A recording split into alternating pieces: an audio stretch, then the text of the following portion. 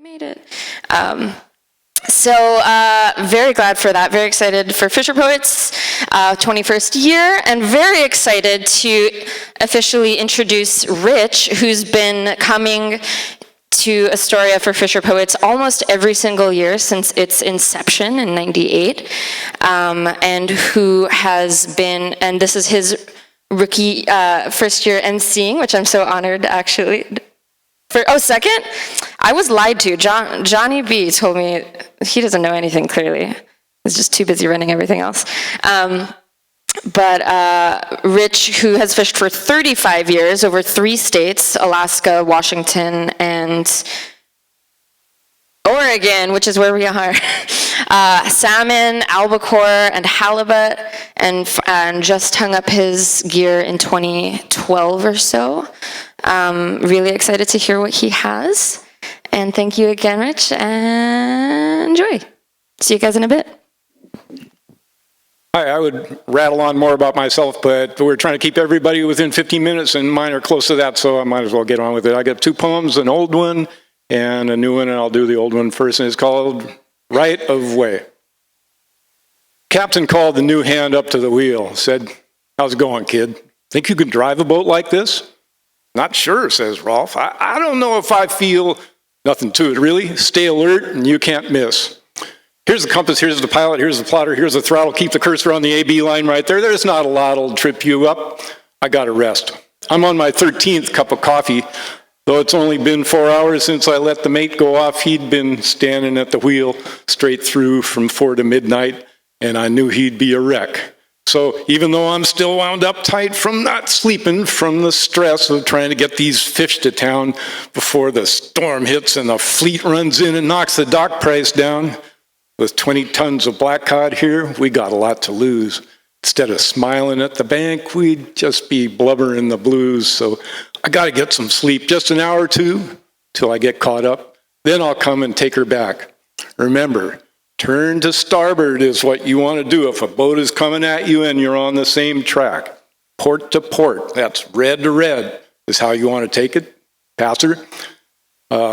Here's the radar, here's the jog stick, turns his porter starboard, yes sir, then sport. I don't see too much congestion, but I'm right there in my stateroom if you got the slightest question.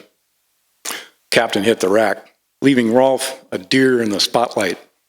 Peering into the pre-storm black of the southeast Alaska night, with a total previous history of about 2 hours steering, and that in broad daylight. Now, with confidence disappearing, with minimal expertise and with zero frame of reference, he hurtles into the vast and dark expanse of Dixon Entrance. There isn't the slightest comforting glimmer of light out there anywhere, and Rolf gets an unwanted flashback of his mom and a teddy bear, but there's no bear here, just a roaring cat in this 60-foot long liner and 20 tons of black cod. Well, our man Rolf's no whiner, and after a while he starts to check out the radar, the plotter, the charts. Here's Cape Shacken, there's Rose Spit, and up there Chatham Sound starts. Here's the course line the skipper said. It's starting to make some sense. And sitting there in the pilot's chair, he gathers confidence, and after a while he's become Rolf, the mighty helmsman. Coast is clear, the course is set. Hey, this is kind of fat. Rolf pulls out his iPhone and cues up a selection, a bit of fishy smelling rap by Snoop Channel Cat. Toes 2 timing on my extra toughs, feel the heat on the street as I'm strutting my stuff. I'm the squeaking wheel, it's getting the grease, trading green for a bit of that sweet release. Dealing with highs ain't no real harm, so don't send me to no prison farm. Take that Kushner con, made the cash disappear to the fat cat's pocket in the election year. Jail for him? Yeah, right, when the sun turned green, special prosecutor part of the same machine. There's blood on those suits that will never come clean, but their faces are gray. Ain't no high in that scene. Off that CNN. Better turn up the sounds. Wipe the frown, kick it down to the ground, hit the town.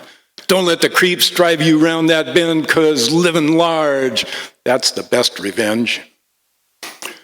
The beat's got to Rolf. He's in a near hypnotic state, face ginned up with an oblivious smirk when, intruding on his reverie, a sense of impending fate punches out the hip-hop muse, and he comes to with a jerk. What's this now I'm looking at? A whole city up ahead? And what's that on the outskirts? A green light and a red? That can't be Prince Rupert. We're still 40 miles away. Could that be another boat all lit up as bright as day? Let's see. And Rolf peers into the radar screen and counts 4 rings up to a big green splotch that's closing so fast, Rolf too turns kind of green. Shit, how come I'm the one that's got to be on watch? Calm down now, keep it cool, think what the skipper said. How'd it go now? Come on, fool. Oh, yeah, red to red. Keep his port light on my port. That's how I want to take it. I'll just come to starboard. Let's see, 12 degrees should make it. There, that looks good. The radar course line's well off to his right. Ooh, that was close. I don't want to get in a fight with a boat that big. Look at all those lights. It's a cruise ship, I'll just bet.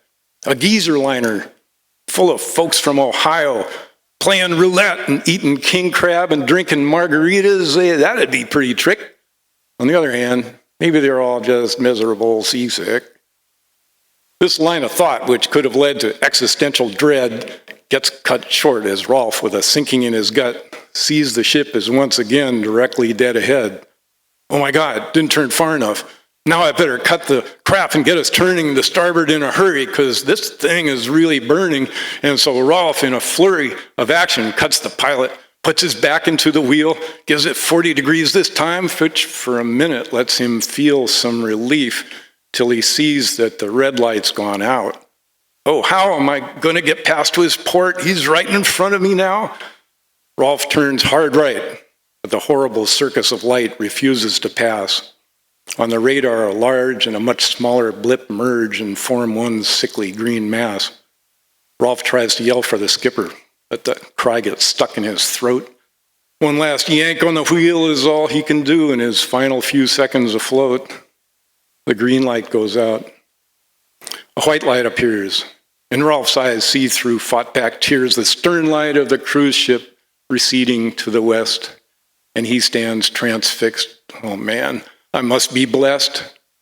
The boat, its wheel still over, makes a full revolution.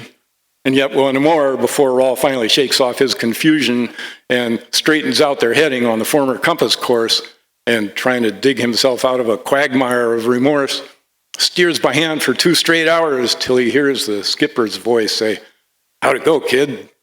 Leaving Rolf to make a choice as to how much of the truth his answer should allow. In the end, deciding truth is kind of relative anyhow, says, "Not bad, saw one other vessel, passed us going the other way. That was it, now I guess I'll go below if that's okay." You bet, and thanks for taking the watch, that helped a lot. As Rolf turns in, skipper looks at the plotter. Well, what do we got? He did just fine. Track line straight, except for this one little nick. Still on the 50-mile range, though. I'll just zero in real quick. Punches a button and zooms to the 10-mile range, 5-mile, 2.5. Eyes the 2 donuts they'd turned 12 miles back. Gives out a small puzzled laugh. Hell's up with this, trying to make art on the plotter? Thinks he's Toulouse-Lautrec? I should blister his ass, but I'll just let it pass. He's way too good out on deck.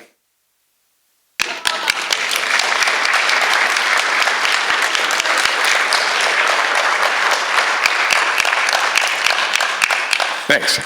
This is the famous new one. It's called Par for the Course. Steve was one of the steadier guys of all I'd known in long years salmon trolling. So when I heard the stress in his 2 a.m. call, I knew he was not just log rolling. Our 3 boats had been working not far from the beach, in the Gulf, around 59 north. Fishing was excellent, sweet as a peach, and we waved as we trolled back and forth. The wind, southwest 20, was steady all day. Seas were choppy, but not all that steep. Good for keeping the bugs off, as we like to say. No worry about falling asleep. By evening, it felt like we'd all caught our share. There was no need to slam it till dark. Time to roll the gear up on deck, call it fair, and look for a good place to park. Down at the eastern end of the tack, I stopped and went out, set the pick. Left it in neutral and let her drift back, make sure she's going to stick. Off to the west, maybe 2 miles or so, my partners were set for the night. A couple of anchor lights warmly aglow in the fast disappearing daylight. Time to grab dinner, get ready for bed, key the mic for a final parlay. Good night, guys. Hope you rest good and deep, and tomorrow is as good as today. Round about midnight, from deep in a dream, I was roused by the boat's restless motion. It was clear the wind had picked up some steam. We were now in a much different ocean.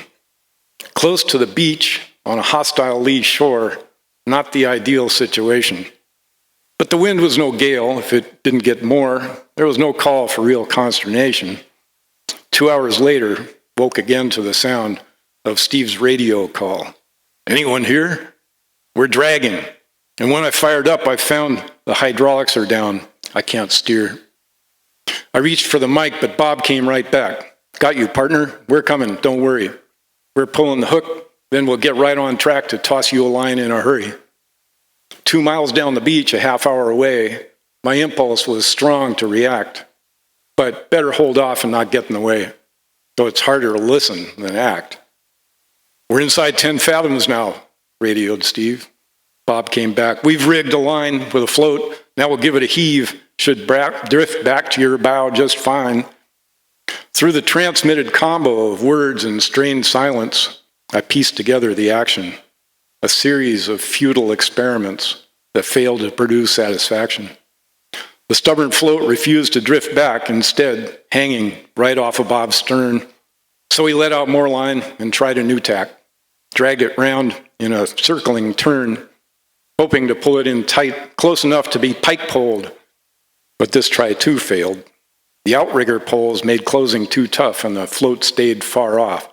So Bob bailed on that and rigged a light line to throw with a monkey's fist on the end. Motored up towards Steve's stern, close as she'd go, and heaved it.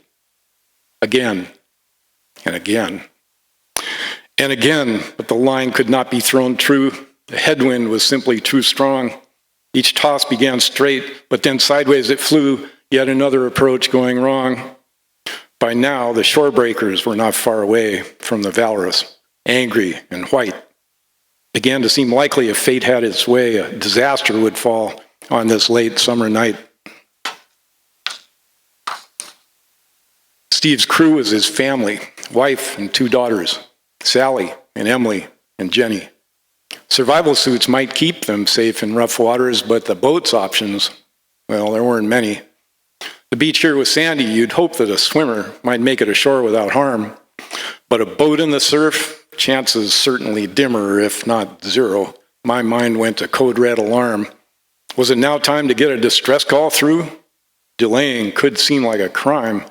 Seemed no hope for the Valorous, but some for the crew. Could a chopper from Juneau even get here in time? With my hand on the mic, I was at an impasse. Then I jumped, Sally's voice in my ear. Got the anchor aboard and Steve's down in the Laz. Pipe wrench on the quadrant. We're trying to get clear.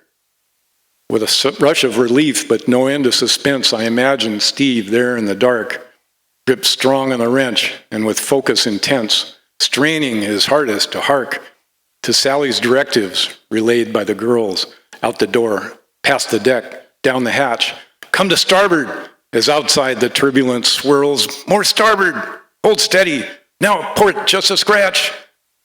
A millennium passed, and then on Steve's voice came. Okay, boys, we're out in the deep. I'll replace the split hose I found was to blame. Then I think we just might get some sleep. Later, seeing 2 steady mast lights offshore, I pulled down my mental red flag. Boy, at last. No need to sweat anymore. Just another day out on the drag.